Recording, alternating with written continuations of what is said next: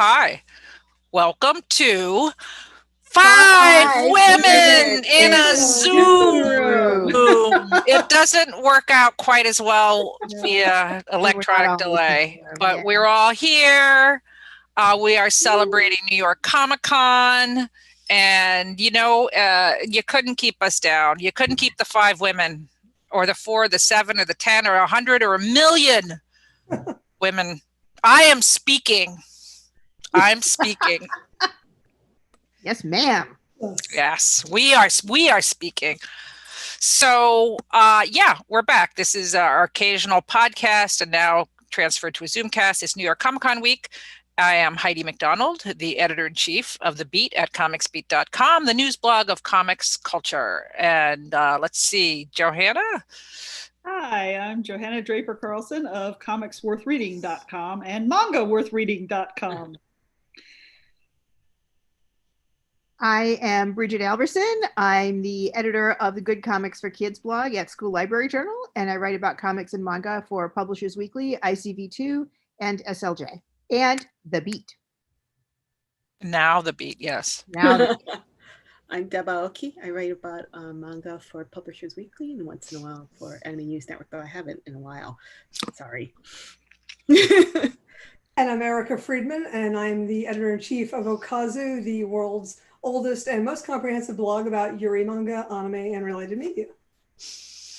Awesome. Well, the gang is back. We're reunited. It's been a tearful year. I had quality time. I've had quality time with everybody except Erica, but maybe you and I had lunch. I seem to remember you and I had lunch a while back, but that was a while ago. Sometime maybe in the winter before all this happened. Yeah. It was a good meal too.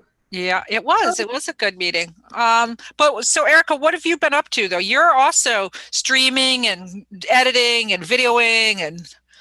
Yeah, so I opened up Yuri Studio, which is just a video section of Okazu and YuriCon. So I'm doing, sort of experimental, but also educational and transformative videos about Yuri manga, because why not? We have the time. We're not going anywhere. This is what we're doing right now. So I've been working on video editing and just doing my normal stuff, a lot of writing. And I'm doing some fiction for the first time in like 100 million years, which is kind of fun too. Nice. Yeah, it's interesting how you might transform your hobbies during this time period. I've done the same thing, writing fiction for the first time in decades. Yeah. So I thought it'd be nice to get together and have, the four but probably the four most manga experts in American, comics media to try to just catch us up to speed. I mean, manga is huge. We've been talking privately. We have like private Zooms, if you can believe it. And I mean, manga is exploding. Anime is exploding with streaming. I mean, it's doing. Viz, the guy, Kevin at Viz told me they had their 2020 was up from 2019 and over projections. So, and I figure you guys, now I'll just say, listeners, watchers, I'm not up on, I'm just here to host. So, cause I haven't read anything, but that's going to change as the weather gets colder. You can bet your bottom dollar. Maybe the theme can be, what should Heidi be reading? Well, there you go. There you go. That should be it. So, so what's everybody reading in manga lately that they've been loving? I've been sticking a lot with comfort manga, which means the latest volume of a favorite series, like What Did You Eat Yesterday, which is just about making comfort food, which I really love, and Otherworldly Izakaya Nobu for similar reasons. But this is my new favorite, is A Man and His Cat, where an older widower adopts a cat that nobody wanted at the pet shop. And so there's, wacky pet shenanigans, but there's also just this gentle air of caring, which I could really use these days. Yeah. Wholesome is the thing, right? I'm all about wholesome right now. I'm reading My Next Life is a Villainess. It's a light novel series by Yamaguchi Satoru and Hidaka Nami. It's just wholesome. And BL Metamorphosis, also by Kari Tsurani, and that was just super relaxing and gentle. I'm reading a lot of science fiction right now. So I've got a science fiction Yuri anthology from Hayakawa Publishing, and a lot of the stuff that J Novel Club is putting out. Also, I want to just sort of say, If you want something a little weird, go for Cocoon and Twine because the hair is an actual character. And one last thing real quick I brought. So I was reading Wonder Woman 1984, the Eisenberg variant. It was cute, also very wholesome, very, very much like my youth, comics as my youth. It was all like, hey kids, you need to be strong, but don't be jerks. It was cute. Sounds so basic and yet so hard to do nowadays. Tell me about it. We don't need gritty anymore. I'm curious, I didn't read that My Life as a Villainess. Tell me what the plot's about. Okay, I kind of got it just from the title, but tell me a little bit. Huh? It's an isekai. So a girl she's killed by a truck, because Truck-kun, right? Truck-kun's a character. So she's killed by a truck and wakes up in the body of a duke and her duchess's daughter in her favorite game. And it's stupid. It's really dumb. She's kind of a dumb person, but she's really sweet and kind and loving because she's the villainess. She knows everyone's going to hate her. So she just tries to be really lovely to everybody and everybody falls in love with her. So it's like a reverse harem thing. And it's just, the anime is wholesome. The light novel is wholesome. The manga is wholesome. The hardest thing is just, she's kind of dumb. Once you get past that, it's just really sweet. And I don't know, why shouldn't we have things that are wholesome and sweet? Yeah. We can leave the gritty behind for a little while, That's true. Bridget, what are you reading? Well, not as much wholesome stuff as you guys, let me tell you. But part of that is I've actually got manga on heavy rotation at the moment because I'm doing a couple of articles that are roundups. One of them is on isekai and fantasy manga. And so I can't even remember the titles of these things because they're all 17 words long, But it's like, what if a kid from the last boonies starter town went to the big city? And it's about this kid. So it's like every manga ever, right? Every one of these. Yeah, I think that's probably it. Yes, it's Square Enix, and it's about this kid, and he's like the weakest kid in his town, and he goes to the big city. But nonetheless, even though everybody tells him you can't do this because you're too much of a wimp, he goes to the big city, and because he wants to be in the military. And the thing is, the joke of the whole thing is that the town that he lives in is right next to like the portal to hell, and so everybody there is super strong. And like when they cut down a tree, they have to kill the tree with one blow before it sees them. So when the visitors, when his fellow villagers say, well, you can't even chop wood, what they mean is you can't defeat this supernatural monster, which is what our tree is. So when he gets to the city, of course, he's totally overpowered. And there's many shenanigans involved, including a Lolita. He's overpowered means he's overly strong. He's right? Overly strong. Yeah. And there's a bunch of manga like this. I hope I'm talking about the right one, but it's pretty funny, I have to say, and pretty clever. Not Your Idol, on the other hand, is a manga that is about a woman. It's about sexual harassment and objectification of women, but it's wrapped in this really good shoujo soap opera. So it's about a girl who was an idol singer and then someone attacked her physically and slashed her. And so based on a real situation. That was based on a real situation, wasn't it? Really? Oh, yeah. A couple of years ago, there was a woman who was attacked and she left the idol business, and I think there's still stuff coming out about that. Yeah, I'm pretty sure that's based on a real story. Wow, that really amps it up. Well, so what she does in this book is that she goes back to her hometown where nobody knows her. She goes back to her old name nobody knows. She cuts her hair short and, wears a boy's uniform to school. She's like a freshman in high school. She's super young.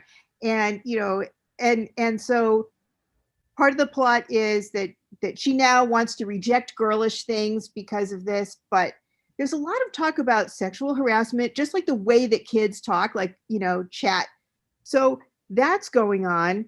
There's the tension between her being, thinking that like being an idol is so pure and she just likes to dress pretty. She just likes to dress pretty. And yet the people who consume her idol stuff are not looking at her necessarily in the same way. So, and that also plays out in real life. And then there's like this really cute guy. So she's kind of a boyish girl and he's kind of a girly boy. And he's being very kind to her, but is he really the sweet guy that he seems, or is he the guy who slashed her? Many, many questions. So it's quite a page turner. I believe there's 2 volumes out right now from Viz. And that's a real fun one. I'm reading Suzanne and Comic Girl, which is from Seven Seas, which is like completely ridiculous. It's about a girl who rides a motorcycle through the universe and just causes trouble, and it's really a lot of fun. The whole thing's in color. And she picks up this guy who like is just like this guy. I mean, in this world, people from Earth travel to space and they go to these planets where these like cute creatures have houses and gardens. And so basically people from Earth go and work in these people's gardens, but like, you know, the house is sticking up off the planet. Like it's a really, really funny. What is the name of that book again? Suzanne and Comet Girl. Suzanne and Comic Girl. So what I'm going to do, since I'm not going to contribute as many titles, I'm writing them all down, and afterwards I'm going to put in the description, I'm going to put some names of them and some links so that if people watch it, they can find them. So Suzanne and Comic Girl, yeah. So yeah, not my idol. Definitely great writing. Yeah. I also read started BL Metamorphosis, which that's darling. Art. That There's is a lot of so like darling. Like there's a lot of embarrassment in it, you know, which doesn't make it as relaxing for me as apparently it does for you. What's it about? BL Metamorphosis sounds intriguing. It sounds sci-fi, but it's not. It's not. Slice of life, right? It's about an older woman. In fact, I think she's 75. I think I figured that out. And she just, you know, goes to the bookstore and kind of randomly picks up a BL manga and really likes it. So she goes back the next day and she buys another one. And there's a girl who works at the store who's quite young, who's a teenager. And the old woman doesn't understand that you're supposed to be embarrassed about this. So she's not. She's super upfront. And the girl is super uptight, but they get to be friends. Like they go out for coffee. And it's kind of funny and interesting. And at one point, you know, the woman is going, oh, there's only one volume a year of this that comes out. That means to get the whole story, I'll have to live to be 85. Okay. So the art is really beautiful, and the story is good. It's a good story. It's just like there's so much of people just like the sweat drops are flying, you know. It's so wholesome though, you know, because it's like this older woman who's basically is not a big manga fan gets turned on to boys love manga, and like she sees the two boys kiss. Ooh, you can see her kind of getting like slightly titillated by this, but you know, it's like she's getting into it. But and then the younger girl takes her on this journey, starts introducing her to the culture of boys love fandom, like takes her to a doujinshi show and stuff like that. And it's even, you know, like one, it's really lovely to see an older character in manga. Yeah. And the other part that's really nice is that it's kind of like this nice little glimpse into the world of boys love fandom in Japan. Oh. You know, that's kind of cute. It's kind of like the other one I was like reading was My Dress Up Darling. Oh. Whoa, I guess Rocky doesn't like boys love. Sorry, I'm gonna mute him for wow, that was was kind of shocking. Woo. Beware the Rocky. You know what, Darling is kind of like similar, but it's like this guy who's what was that title again? I'm sorry, what was the title? My Dress Up Darling. Okay. It's kind of like the boy is this boy and this girl they go to high school together. The boy is very kind of shy and he's very traditional. His grandfather and his family, they make girls' day dolls, you know, these very fine traditional dolls, and you know, you have to train years to learn how to make this very fine detailed clothing and paint on the faces and stuff like that. And he meets this girl who's super trendy and super bubbly and whatever, and she wants to do cosplay. So she tells the guy, like, oh, can you make this costume for me? And it becomes this really cute, like opposite attracts romance that, you know, they slowly start, you know, falling in love with each other, even though they're completely different. But it's similar to like BL Metamorphosis. It becomes this tour and this journey into the world of cosplay as it is in Japan. It's really cute. Ooh, interesting. All right. You guys definitely got me going to check those out because I'm fascinated by fandom around the world for sure. Oh, you'll like this one. The only thing I have a hard time with it is it's a little bit skeevy. Yeah, I love but you know, this book is awesome, except it's got like panty shots in every page. So Yeah, it's got Well, tons that's of manga. things, like Glossy this is it, right? other It's things. super cute. Super cute. And there's all these little moments where he's like, oh, you know, they kind of blush at each other. It's like, oh, you know, oh, so sweet. And then they show these scenes where like she's getting dressed. well, you know, it's a normal part of life, I guess. You know, Batman got undressed once, and you know, I enjoyed it once. a bunch. It's a really sweet book, but it's got fan service with a capital F. So let me. I really liked about fandom actually that came out. I don't know when it stopped coming out. Was Descending Stories. Yeah. Oh, I love that. No, love that that ended. series. It's Yes. called- Yes, it did. It's The only final called volume was volume 10, and it's about this obscure art where you basically monologue on stage. It's But not in very terms of traditional. keeping the dying art alive, and do you change it to match with the times, or do you stay faithful to its authenticity, even though that's hundreds of years old? And do you let women perform it when it's traditionally male? There were a lot of things that I saw resonating about how my experience through the comics industry has been.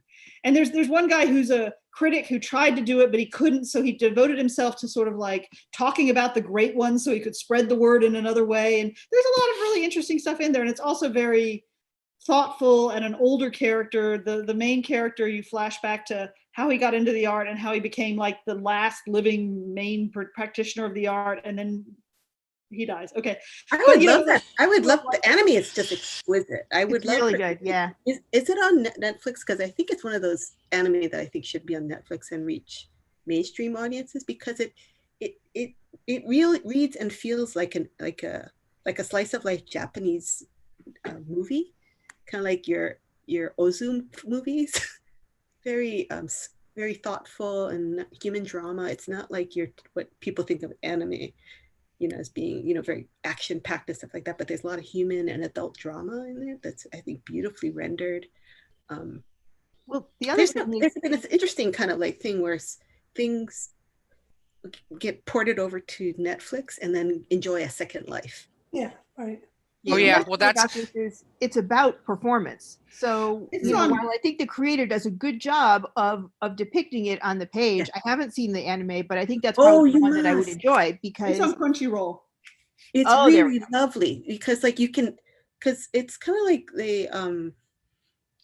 because a lot of the art of Rakugo is storytelling, right? And how this one storyteller can take on the voices of male and female characters, change the affect of how they are, like, so just with a few minimal props, they can create these wonderful story that, you know, And how you can tell these stories that have been told over and over and over and are classics of the genre, but how much can you and should you put your own spin on them? Mm-hmm. You know, so where does the performer and the material interact to create a unique performance? There was a lot to think about. I thought, I can't watch anime, but I really liked the manga. So who is the publisher of that book? that was Kodansha. Kodansha. So let me jump back here. Let me ask the panel a question. This is like I'm moderating this manga panel today, which is unusual for our 5 women. But so who's like your favorite publisher or among your favorite publishers? Because I know everybody's listening when I hear you. So I mean, yeah, like what's going on? You know, what's some of the dirt at who's doing what at some of the manga publishers right now, or you know, who's really killing it? I personally I'm loving what Kodansha is doing. The Kodansha is really exploring a lot of different types of genres and delivering the content in all kinds of different ways.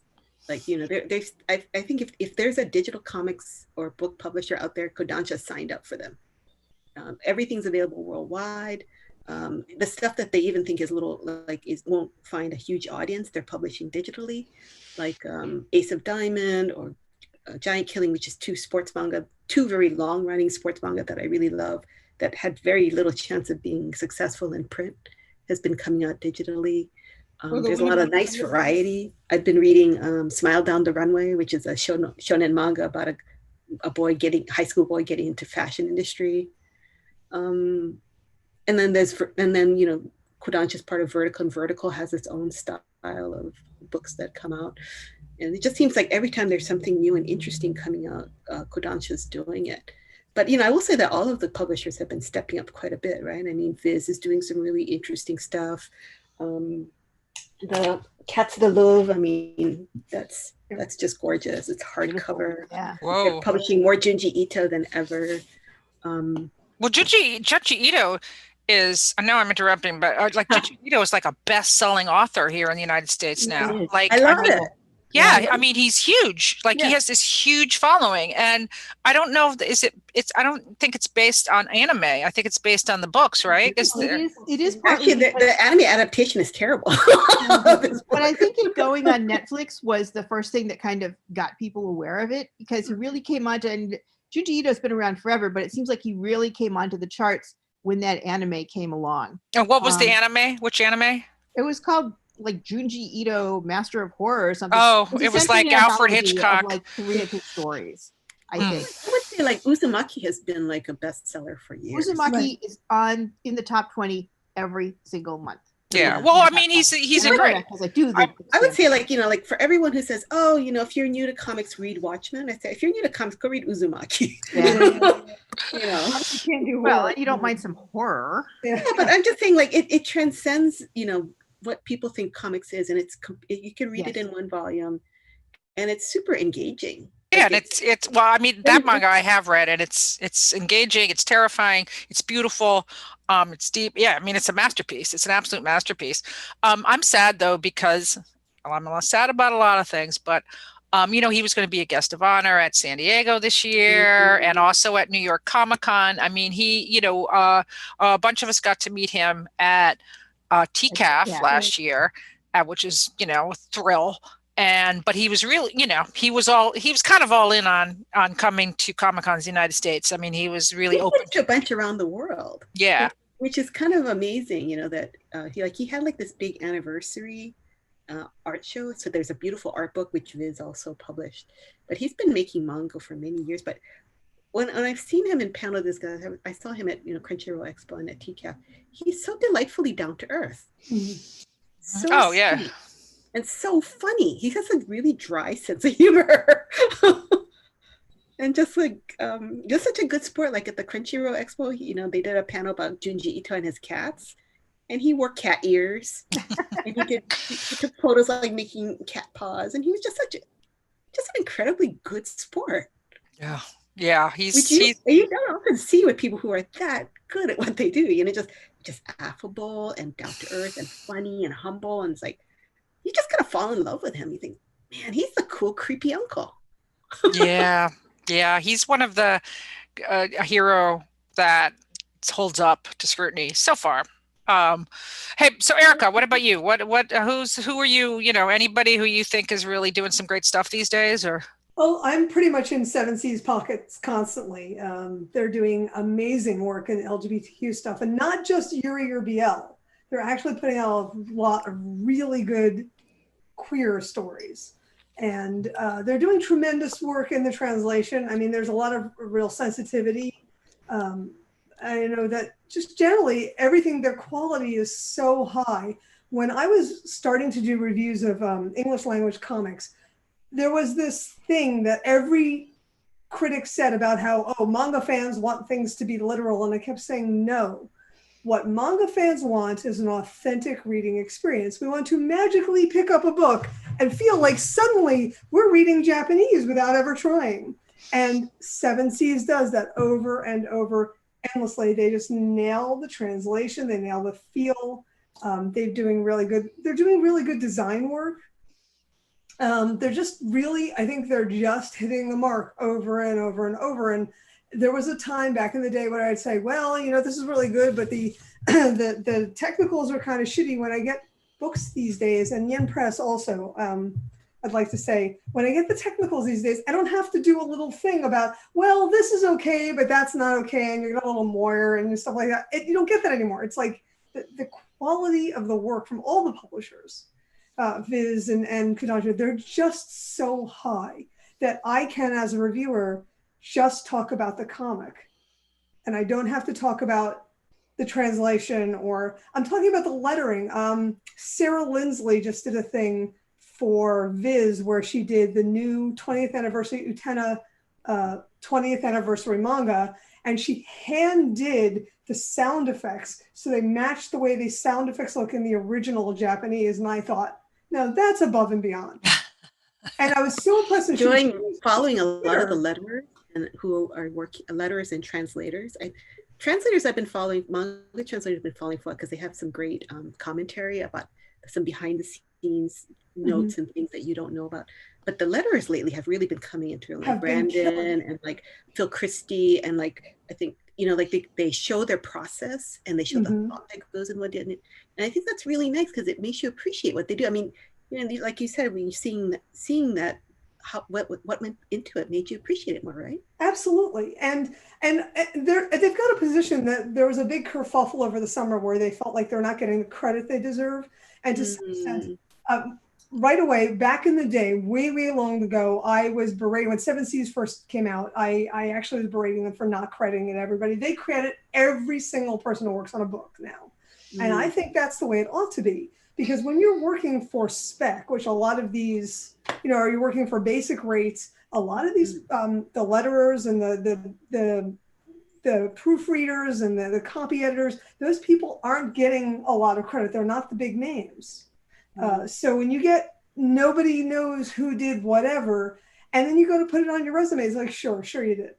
I mean, I think they're right. And I think that's something the publishers ought to do. Yen really does that badly. They have a translator and sometimes they have the editor. And I'm like, I would like to know who did the editing, because I remember back in the day, there was a manga, and I'm not going to say the name because I know the people who worked on it, but it was terrible. It was so bad. It was a bad manga already because it wasn't a funny or interesting manga, but the translation was so phoned in and the editing was non-existent and there was no adaptation, so that the jokes, which weren't funny in the first place, were hilarious because they made no sense at all. It was absolutely dreadful. And I thought, that kind of thing, we need to know who this person is so this person never gets a job again. Like, the editor really clearly phoned it in. And I talked to the translator and they were like, oh, the editor was great. And I'm like, yeah, they didn't do anything. They're like, yep, go for it. Ouch. It was, I think back to the question of best publisher. What? I want to get back to answering the question of best publisher. Yes.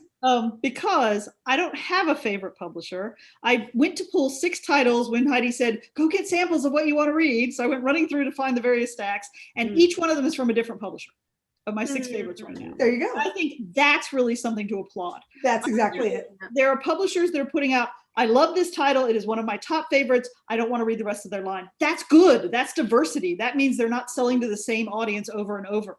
And there's an awful lot of manga I don't care about. Like all the dungeon things, although I got reincarnated as a refrigerator or a spider or whatever.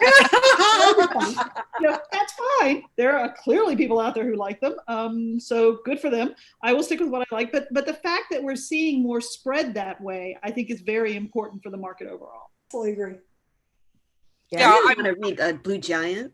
I mean, two are my must read list. Like it's Blue Giant, which is about jazz, and that's from Seven Seas. And Blue Period, which is about art from Kodansha. So, which I've just started reading. What did you think of it? I want to get it. Yeah. I don't know. I got a Galley. On NetGalley. I got a Galley from NetGalley is how I'm reading it. So yeah, really, really enjoying that. I gotta hand it to Seven Seas because they are like the little publisher that could. They have an incredible. They're not even that little anymore. No, I know it's true, but they used to have like a really limited line of kind of icky books, and now they're just sort of all over the place. They're doing classic stuff. They're doing, they had some beautiful like My Dreams at Dusk, Shinomami Tasagare, like so just a gorgeous and really very real blank canvas. Really cute, and then that is fantastic. Blank Canvas, which is fantastic. It's the creator of Princess Jellyfish telling the story of her, art education and how she became a mangaka. So, 10 points. Viz is doing some great stuff, but they're the biggest manga publishers, so you expect that. I got to give a shout out because I think the best deal in comics right now is the Shonen Jump app, which is $1.99 for, you're limited to 100 chapters a day. Which is kind of Viz's way of like, put the reader Yeah. down. Now go outside for a little while to play. Yeah. But you get great manga. You get stuff that's not out in print. Deb, you just recommended Kaiju #8, and I started reading it a few minutes ago. Did you really? Huh? Yes, it's awesome. It's awesome. Yeah. And then I also, and I know some people have a vested interest in this. I really want to hand it to Udon for bringing Yes. out Rose of Versailles, which is Yay! How long have we been talking about Rose of Versailles? 2000. And Erica, you were the editor or I translator? am the editor. Oh my God. Yeah. I am the editor. I ran around the house screaming.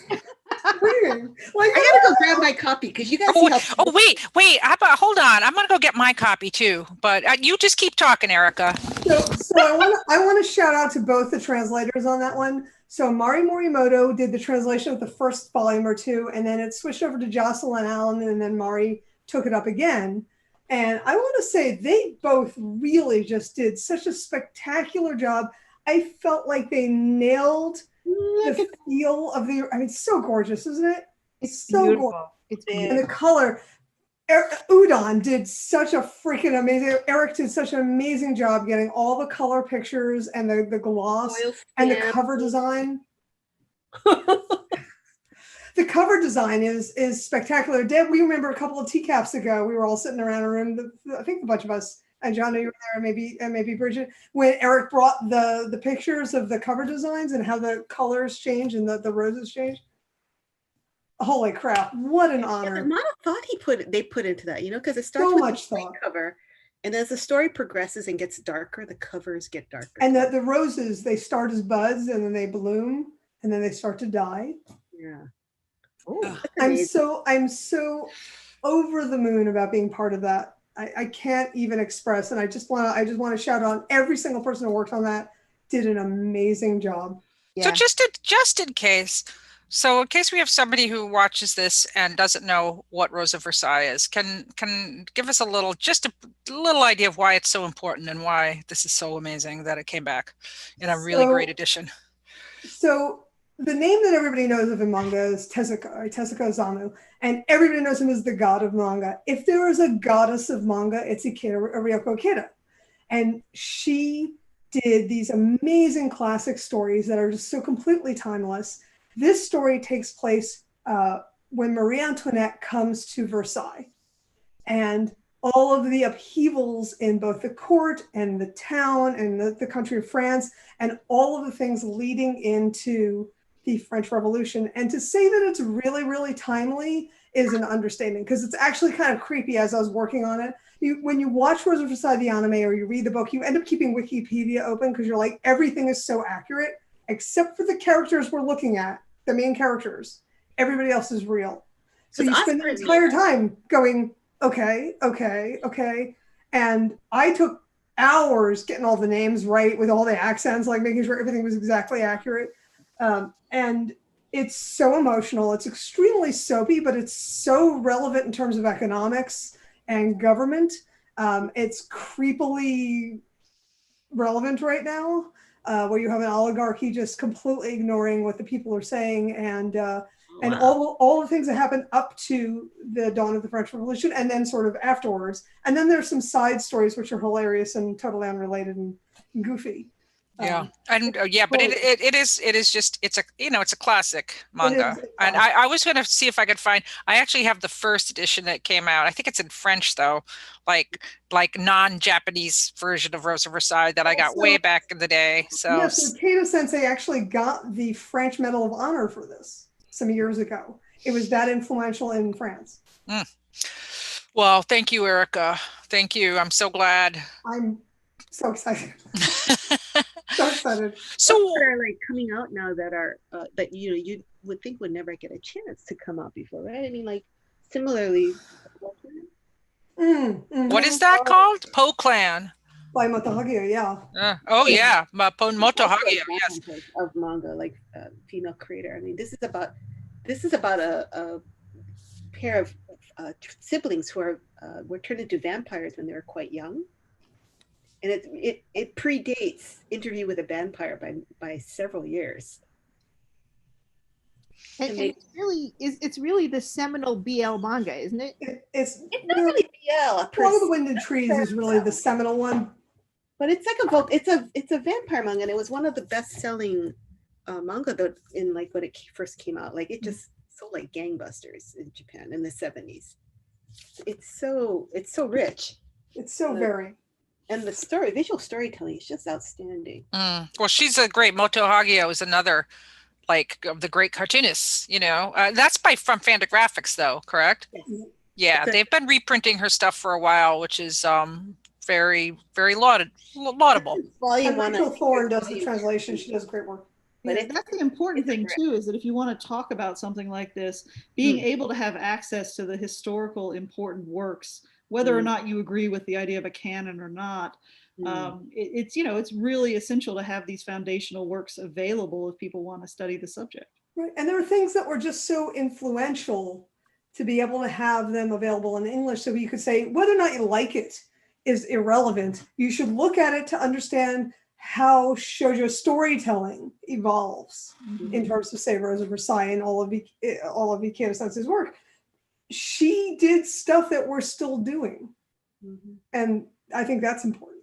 Yeah. Well, and that gets back to what Deb was saying about it's unfortunate for those of us who like to have some time away from the screen, but a lot of the shoujo work isn't coming out in print, it's coming out digitally, particularly from Kodansha. And that's great that it's available in some form or fashion, particularly sales. Yeah, I mean, as you can see from a lot of our houses, especially mine, we are running short on room. So, sometimes the digital option is a sensible one. I have one manga too I can talk about, which is talking about pioneers that Drawn and Quarterly put out. The Sky is Blue with a Single Cloud by Kuniko Surita, which is she is a woman who was active in the Gegeka movement of the 60s and 70s. There you go. Thank you, Deb. That's on my list of things, definitely. Yeah. I mean, you guys want to talk about that book a little bit? So tell us about it. Yeah. So Deb, go on. Go ahead, Heidi. Oh, no, I mean, just that, she was active in this time period. There was very few women in this movement. It's funny how these movements that come out in the arts that are all about freedom and breaking loose and, revolution are often just the guys. And, when a woman wants to be an equal in the group, which would be the most revolutionary thing of all, it's not always that easy, although to be fair, once in a while it does happen. But anyway, she was there. She was putting out amazing, beautiful, evocative work, super powerful. And, again, I think it's great that Fantagraphics and Drawn and Quarterly, who we think of as, more traditional indie or art comics publishers are really making such significant contributions to manga, especially with these historical books. And, bringing out this work, I think was really important to give a more clear picture of this movement, because we have talked a lot, like Deb and I had our epic, or Deb had the epic Suga journey in Angoulême this year with the great Suga. And obviously, well, now I'm blanking on his name, but Drawn and Quarter put out his whole life story and all that. Oh, Mizuki? No. Hiro Tatsumi. Tatsumi, of course. How could I forget? I met him several times. Anyway, he was kind of the godfather of Gegeka, and he got it really known. And they've brought these artists back to the American audience, to the worldwide audience for the first time, and their work is extraordinary. And anyway, it's really great to have her work also brought out, to show that it wasn't just a boys' club, although it was almost a boys' club. I will say it's really interesting. On another a couple TCAFs ago, the woman who runs the Takoche bookstore in Tokyo, and the woman who runs Popotame, another bookstore in Ikebukuro, both are very strong proponents for independent creators, and they have a really sharp eye for what's cool and what's interesting. But I feel like even they were kind of saying like there's a fair amount of sexism in the indie manga world. What a surprise. But Heidi, you touched on something else. I mean, I always drag it back to industry. But by having those books appear from those publishers, when they do convention appearances, for example, you've got an entry point for people who may not think, oh, I read manga. So you've got a way for them to try it because they're browsing the Fantagraphics table or whatever, and they see this thing. It's very difficult with so many options these days to find a way to expand outside the people who already know what they're looking for sometimes. And so I think that that's a really interesting aspect of the crossover of the indie comic American publisher with these kinds of Japanese works. I think that's the right approach to take, though, because it's like, like manga is a medium, not a genre. So, to say that every manga is alike and every manga has the same readership. Every manga. Oh wow! But that made Rocky growl. Yeah. Rocky's like, manga's not a genre, not a genre. Well, I on the beat I wrote, I had that look back at the comics industry of 1992, which was all white middle-aged men.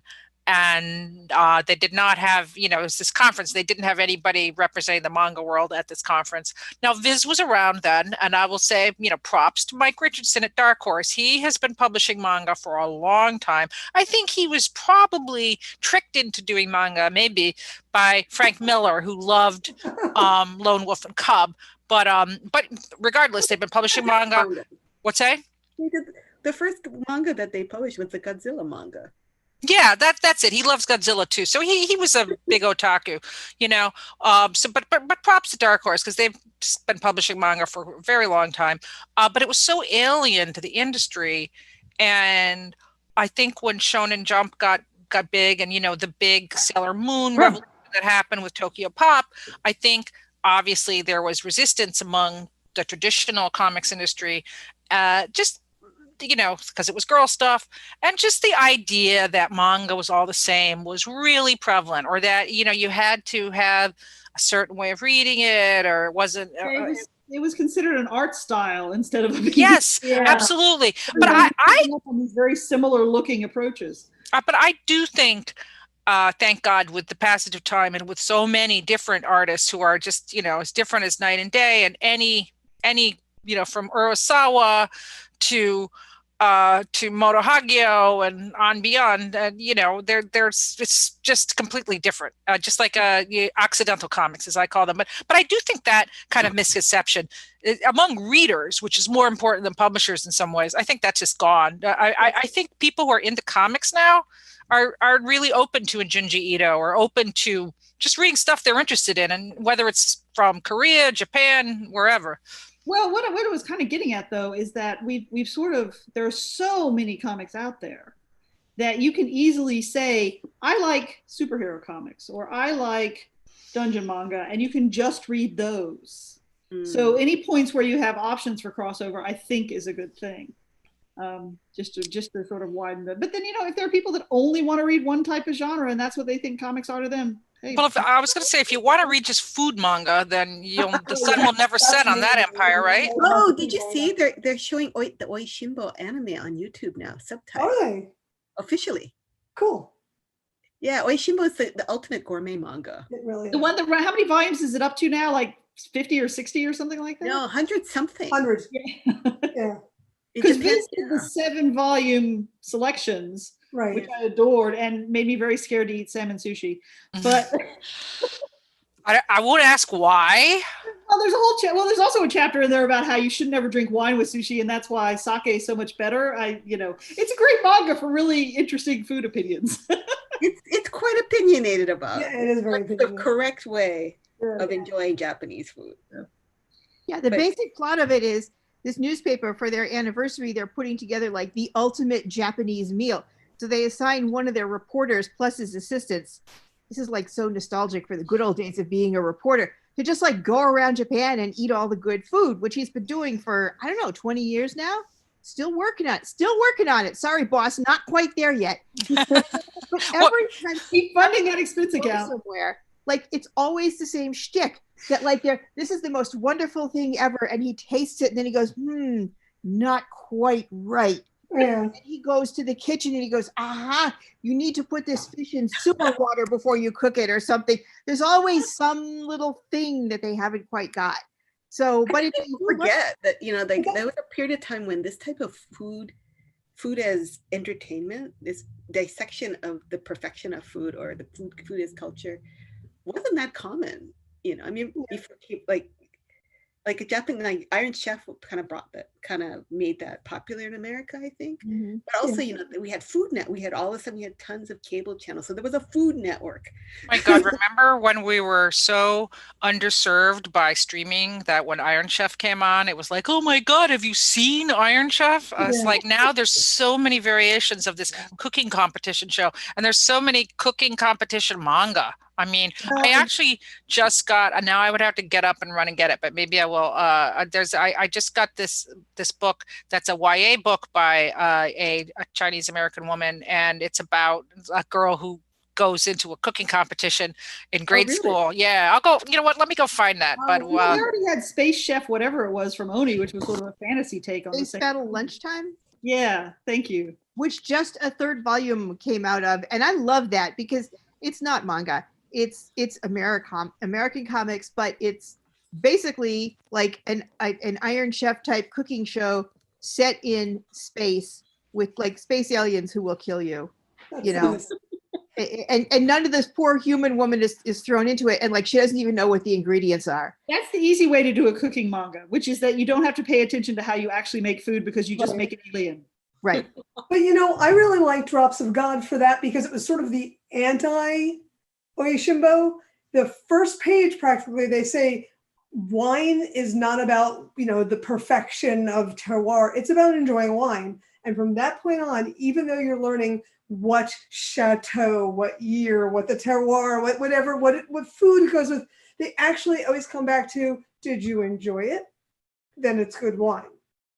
And I read the entire thing in Japanese because it was just really interesting, and I learned so much about wine. And it's hilarious because I had two friends who were really into wine. They were taking all these fancy wine classes, and they'd say, "Oh, yes, the old vineyard." I go, I just read a chapter about that in my wine manga. And it totally affected the wine market too, because whatever they mentioned, people were out there getting. So actually, two of the vintners pulled their wines off the market because they found people were speculating. And they drink it. So this was before it ever came over in English at all. The New York Times covered it, and the Wall Street Journal covered it, and all of a sudden it went. So I think honestly, Drops of God. I think that's Kodansha, right? Deb, is that from Kodansha? It's now a Comixology Originals, so you can read the entire series as if you're get Comixology Originals. It's really Comixology Unlimited subscription, or you can buy them by the volume, but it's all. Previously, it was like only a handful of volumes were in print, and some of them were kind of out of print and expensive. So the whole thing is available on Comixology now. They just announced that. Actually, they announced that they were putting the whole thing on Comixology. I'm not sure it's actually all up there because it's up to volume 22. Of they've been busy for a while. The volume numbers don't actually match up with the previous print volumes. They're like doubling them or splitting them or something. No, because the way that they did the print volumes was they went 1, 2, 3, 4. Right. And then volume 5 was it skips over Australia.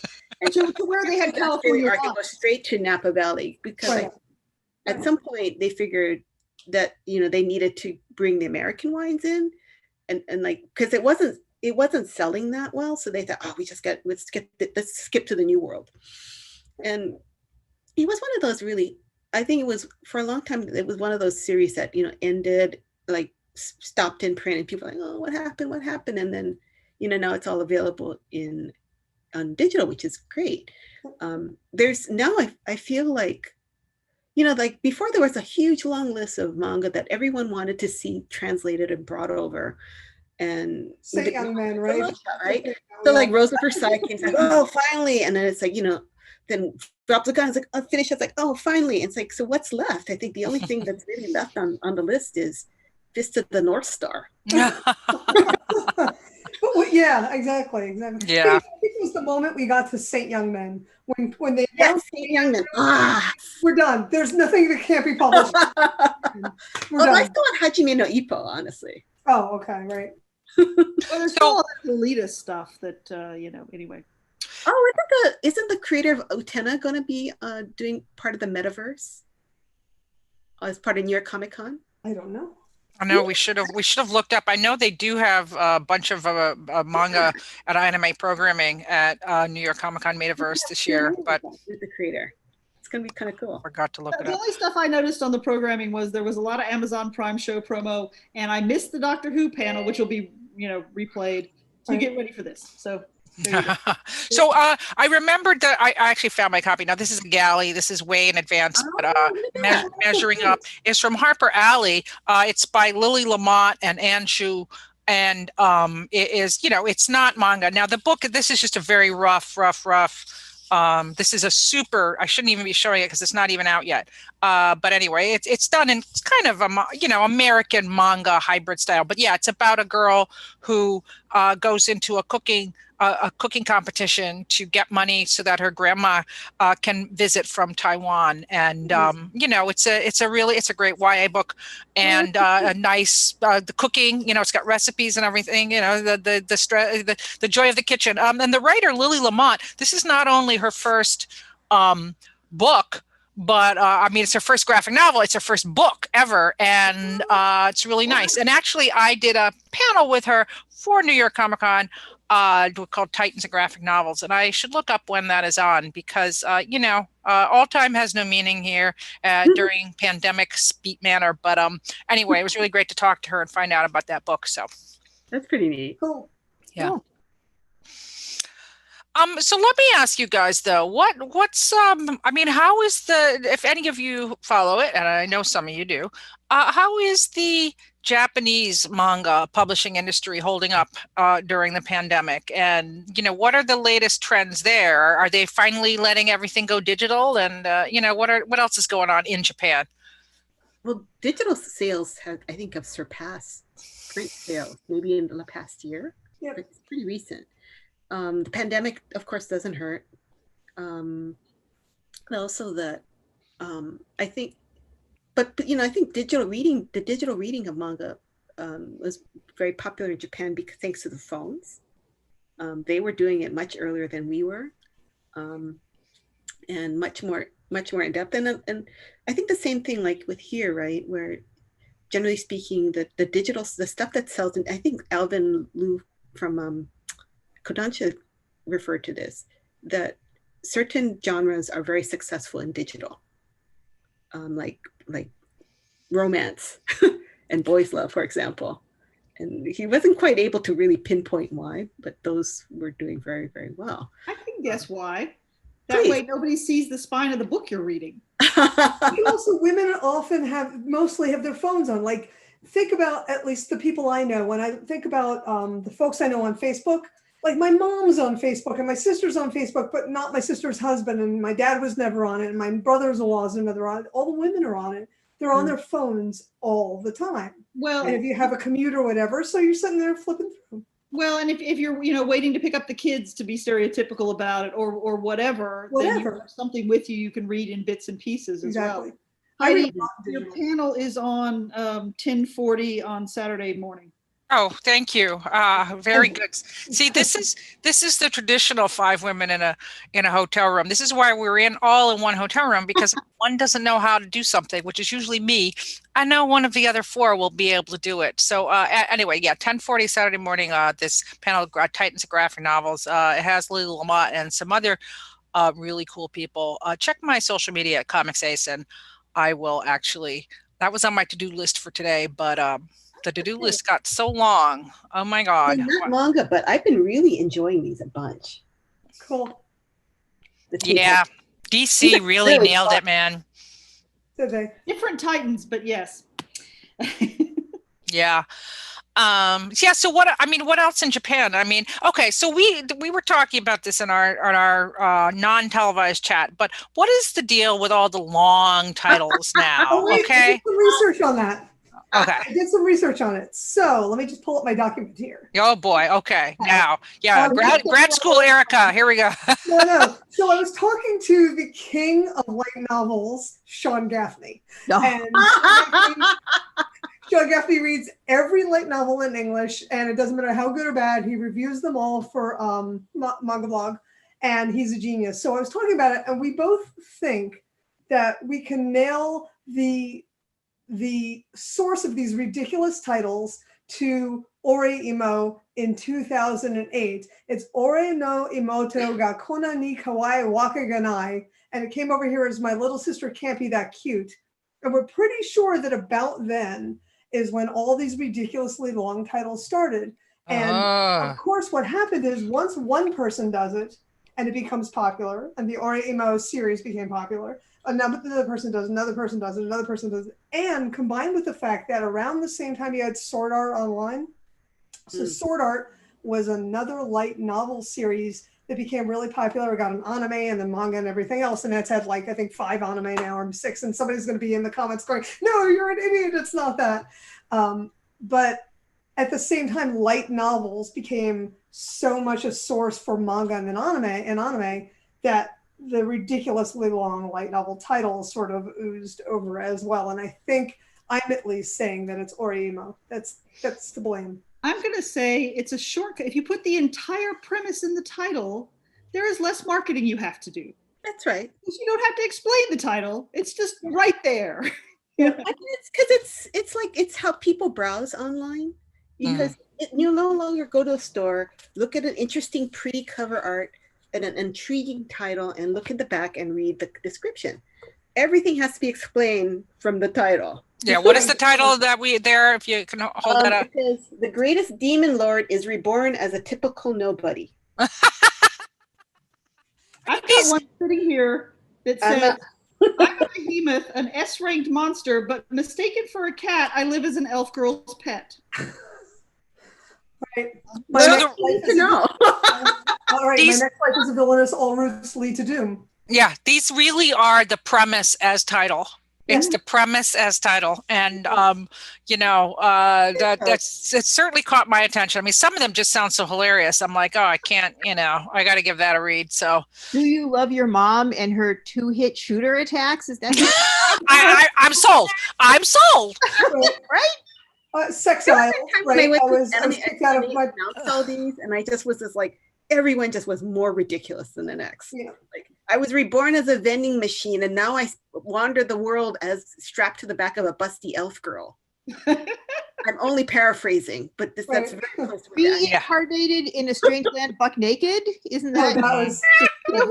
It's like a Chuck. They're like Chuck Tingle. You know how Chuck Tingle has all these like lengthy titles. Mm-hmm. Well, it cracks me up because it reminds me there was a brief period in the 70s when movies had really long titles, like Quaxer Fortune is Dead and Living in the Bronx and Brewster McCloud, or How I Learned to, mixed up something who stopped living and became mixed up zombies or whatever. Yeah, there's a Robert Altman movie that has like a super long, like it's McCabe and Mrs. Miller, but it's got this super long title that actually was released under, and it says Dr. Strangelove, How I Learned to Stop Worrying and Love the Bomb. I mean, that might have been the first one in 1964. But anyway, it's a very brief period in cinema of the 60s and 70s that had these crazy titles, and then which, I mean, once you hear it, you can't forget it, for me, basically. And so that's why when it started coming back in manga, I was just like, wow, this is such a trend. I'm surprised it hasn't caught on in English, original English language comics, It probably has in web novels, because web novels are all the thing. And then a lot of these novels in Japanese are coming from web novels. There's a website called Shosetsuka ni Naro, where if you want to write web novels, you just go on there, and the really, really popular ones are being licensed as light novels, and some of them are becoming more. And so I think we're seeing them again ooze over into fan work. Right. And now who's publishing a lot of light novels? I know Yen is doing a bunch of them, but are all publishers getting into the light novels now? Seven Seas is doing them, and they're doing some really good ones. They've got Novel Club, of course. Yeah. In the name. Novel Club, yeah. Right. So not all the publishers are doing them though, and I think that's a good thing. For a while there, they were very confusing in terms of whether people were ordering the manga or the light novels. So again, when you get back to the online shopping, And they just shelve next to each other too. yeah, there's Yeah, better. no, it's very hard. Vertical also, they've got the whole Nishio Isin series, the Baka Monogatari. Monogatari, yeah. Just doing the Final Fantasy novels. Right. Right. Yeah. So they do a fair number of novels. Viz does like the Naruto novels, but that's about it. They don't do a lot other than that. Usually, Viz had that science fiction imprint for a bit. So they weren't doing. Hikasaru? Yeah. They did some amazing Hikasaru. work. Red Girls was absolutely stunning. It was just a novel. It wasn't a light novel. It was brilliant. Well, I'd like to. Well, first off, I want to thank everybody. We do have some people watching this, and thank you. And if anybody has a question, I am checking the chat every few minutes here. So if anybody has a question for our manga panel, I'll be happy to pass it along. We've mentioned now, Brigid, a little news here, like you're going to be writing about manga for The Beat, which is amazing. I can't be any luckier. Of course, we had Morgana, Relena Santoro, who was writing, right? So Morgana has been doing manga reviews for The Beat for a couple of years now, and she's delightful. She's a wonderful writer. She loves manga. And then we got the email. Actually, she told me because she can't write for The Beat anymore because she got a job at Yen. At Yen Press. So hey, congrats, girl. That's amazing. So I know she probably reached out to all of us, and I told her that too. I said, congratulations, but my deep regret is you're no longer a manga writer. Right. So it's like, well, I guess that was her first and last best and worst manga panel with us. Well, she's amazing though. I'm happy she has a job. That's great. What are some other though manga websites? Because as I did do some prep for this, okay, and I was looking at some websites and I saw some actual new writers out there, but I was wondering, besides every one of you, and we'll plug all of our websites again at the end of this, but besides, the four of you, obviously, the manga experts. If you need to read about manga in the US, these are the four to read. But are there any other sites out there that you think are really good that you would advise people to check out if they want to, maybe get some suggestions, or if they're getting into manga? So I would actually, if you're into light novels, I'm sorry, Deb, go ahead. Have you been checking out Manga Mogura? No. Manga Mogura is Mogura means mole. So it's like this person based in Europe who is doing great.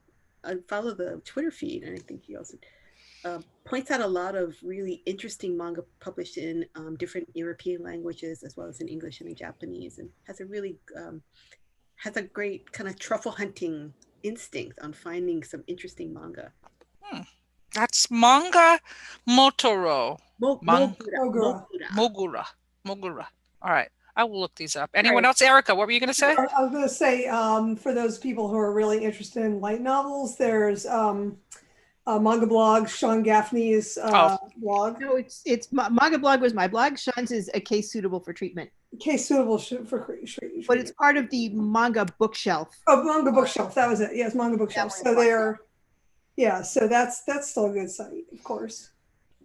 Still has people looking at all sorts of different things.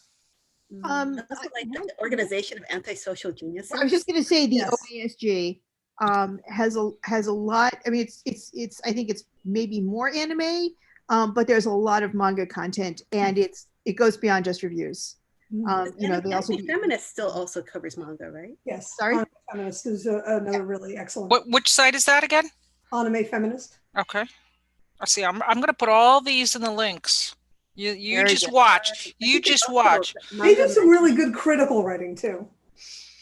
I think the Manga Machinations blog, Morgana used to be a frequent guest on that one. What's another one? Anime News Network. Hello. Wow, the classic, of course. That's like the morning news. And then, I was going to say, just like when a manga gets licensed and I know nothing about it and I just want to get the basics, Baka Updates is like it's just like a good encyclopedia site. They like have every manga indexed, and they tell you like the number of volumes, what it's like, there's a plot summary, who the creator is. So that's just like a useful site for researching books that aren't out in English yet. Mm-hmm. Yeah, it's really good. A couple comments just from our watchers here. One says, I want to shout out that Mercedes Cluis has started writing for Anime Feminists, and I'm really enjoying her reviews. Yeah. And then one says, have you already talked about Witch Hat Atelier, my favorite manga in years, which is, that Witch Hat Atelier. I mean, and a Harvey. So. Yeah. Winning all the awards. Yeah, it's really cool. Yeah, before we move on, I just wanted to say Manga Test Drive is one that I like the reviews at.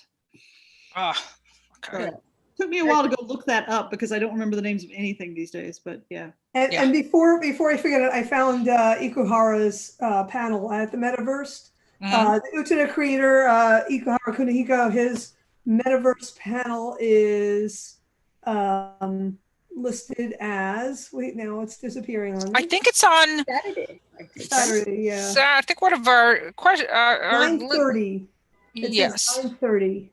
Yes. October 19th. So, I have to say, the whole thing about pandemic is that everybody does everything on Saturdays still. Right, of course, just like so it's 9:30. Jobs, Yeah, I know. It's a little bit frustrating, but yeah, Witch Hat Atelier is I don't know. I mean, it's a new class, another new classic. It's just such a delightful book. That's been my go-to. Like anytime someone says, I need a manga for my 12-year-old sister or my 10-year-old, niece or something like that. That's always my default is, have you read Cheese Sweet Home? Have you read Witch Hat Atelier? And have you given them a subscription to Shonen Jump? And all three knocks it out of the park. I wanted to ask one more. Actually, the manga that even I keep hearing about is Chainsaw Man. What is the deal with Chainsaw Man? I'm not exactly sure, but it's batshit crazy. And that is fabulous. Yeah, well, I have to check it out because it's been getting a lot of buzz. Vroom, vroom. I can't chainsaw in it. What's not to like, right? I mean, it's like I just read like the first chapter or two, but I don't know, guy falls afoul of Yakuza or something, and somehow ends up with like a chainsaw, like little kind of yokai thing that hangs around him. I think I forget. Actually, I seem to have blanked it out. And the thing is that I can't get it out of my head that it is such a similar premise to No Gun's Life, in which the lead character's head is a gun. Yeah. That's what his head is. I was going to say, was somebody warped by Evil Dead as a kid? I mean, yeah, probably. It sounds, it sounds very Raimi-esque. Well, ladies, I don't want this to go on too long. I know normally when we're actually in a hotel room, we do our little podcast and then we turn it off and then we really do the talking. Yeah, and I love that, just as if we were at the real New York Comic Con. We've all got our coffee. Yeah. I mean, I have to say, of all the things that I've missed, I mean, I miss San Diego, and boy, I really am missing New York Comic Con. It was your hometown show. It's my hometown show. I got to see, fall is my favorite time of year. So just, with the weather's getting nice, crisp. It's like you're going out and you're seeing all your friends from around the world. And New York is very famous for its parties, and bars. Usually you're just out until 4 a.m. every night, just hanging out, seeing people, and like you do in New York. Or you used to do in New York. So I'm definitely missing it. But I see it, Johanna and I would put on my fall dark lipstick and I'm wearing my fall dress also. Had there been an actual New York Comic Con, I would have had my outfit. So it's the closest I could come. And that's true. You're always you always do that for New York Comic Con. My con trivia is that this is the sweater that I met Will Wheaton in. Ooh, Will Wheaton. Yeah. So what are some of the New York Comic Con rituals that you guys are going to miss this year for next year in 2021? Really, honestly, this, I mean, is the thing that I'm going to miss. And also just walking around the floor. I love that best. That's why I love working for you, because I get just to talk to the vendors, talk to the publishers, talk to the people on the floor selling stuff, and you find really cool new stuff. That's what I love best, and I'm going to miss that. You know, that raises the question though. Last year, and now I'm going to mess up the title because there was the New York Anime Fest, Yes, and that was in November, right? that And was great. that was a wonderful That was show. amazing. They did an amazing job. It nailed it. The only thing New York Anime Festival is missing is an all festival singing contest. I want them to do like once a day, pick a song that everybody knows, like Zankoku no Tenshi no Thesis, and just have the entire place sing it and then Yeah. move on. That's the only thing that was missing. That was fantastic. But NYCC had their little anime thing too, and that was Well, we talked about that a lot last year. Yeah, but is New York Anime Fest going virtual this year? Has there been any more? Yeah, they're All doing of them virtual are, too. yeah. Everybody. yeah, yeah. The only show that I heard that's even trying to go on is that New York, that LA show in December. Oh, that's nuts. That's not going to happen. They, you know, the people at the LA Convention Center didn't even know they were announcing that. It's What? just Oh, that's yeah, bullshit. they were just as surprised. And look, okay, you know, well, it's brutal. It's brutal on event companies. And actually, I know there have been layoffs at quite a few of the event companies that put on these shows, and not furloughs, layoffs. And that's really sad. You know, the toll is huge. I mean, props to Reed Pop for doing Metaverse. And really, you know, they tried to up the game for the virtual cons. And I know, you know, we're all I sort of Crunchyroll Expo did a pretty good job with their panels as well. Yeah. They really tried. yeah, and I think people are realizing that they need to up the game a little bit because we're doing we've been doing this for 6 months and we're going to be doing it for another 6 months. Let's be honest. And you know, we'll go online, we'll go virtual, but I just give a lot of props to everybody who's hanging in there and try to support them as much as possible as well, because you know, we need them back. At some point, we are going to be able to be in person again, and it's going to be glorious. Yeah. Well, you know, even the Japanese events are going online. Komitia had Komitia at Home last spring, and they're doing another one this fall in November. And that was actually one of the most, Komiket too is really charming. What Komiket did was on Twitter, they did at the time when the bell goes off, you get the siren that it opens up, they did it. I was watching the live stream, and they basically were doing clips that people had recorded it in years past. So you had people posting their clips of the moment the bell goes off and the tone goes off and it's time for Komiket to open. And then you had videos of people showing people running in and going to, and it was just charming. And the dealers would actually set up little tables in their homes as if they were actually there. And they had it all set up. It was so cute. It was absolutely heartwarming. And I've been buying doujinshi like crazy, either the digital versions or I've been getting stuff through Tenso shipped over because I want to support these people. This is how they make their money, and those shows are just not there. Yeah, I've been trying to support as many publishers. I've been buying a lot of books through Gumroad. You know, I have a lot of Patreons I support, and you know, I try to do it digitally because I just don't need any more physical books unless they're really cool. If they're really cool, yeah, I'll take them. I've been using Bookwalker Global a ton because they have English and Japanese stuff. So I'm just laying it all on there if I didn't want to actually have it in the collection. Yeah. Well, one thing I found they really tried to step up to the plate as far as like, one of the things when I was talking with them earlier, it's like, you know, you can't be Comixology, and you can't and you shouldn't be Comixology. You can't and you shouldn't be Amazon, right? You should be the go-to place for people who love this kind of books. And be like it's like going to a record store, a really good record store, like where the clerks know what's cool and they recommend stuff to you and they make you feel welcome, and it makes you feel cool for being there because they're on top of it. They're like you. So I think Bookwalker does that quite nicely. I think they do. I honestly really, really been shifting almost all my buying over to them, because not only that, because you can buy stuff from the English translations and also stuff from the Japanese, and they do coin back all the time, and you get birthday coupons, and I'm just constantly throwing money at them because they really get it. They really do. And I really think they're doing everything right. So you guys, I think I'm gonna draw this to a close because I actually have to do another podcast after this. So, but also, I know we could go on and on. I think we should do this again. What do you think? Oh, absolutely. Yeah, I think, and I, there's been a lot of really nice comments from our listeners. Thank you for doing this panel online. I never could have heard it otherwise. Well, that's true. Yeah. So you know what? Let's do another manga roundup like this, because maybe before Christmas. Because I think that could be, I think you guys know more about manga.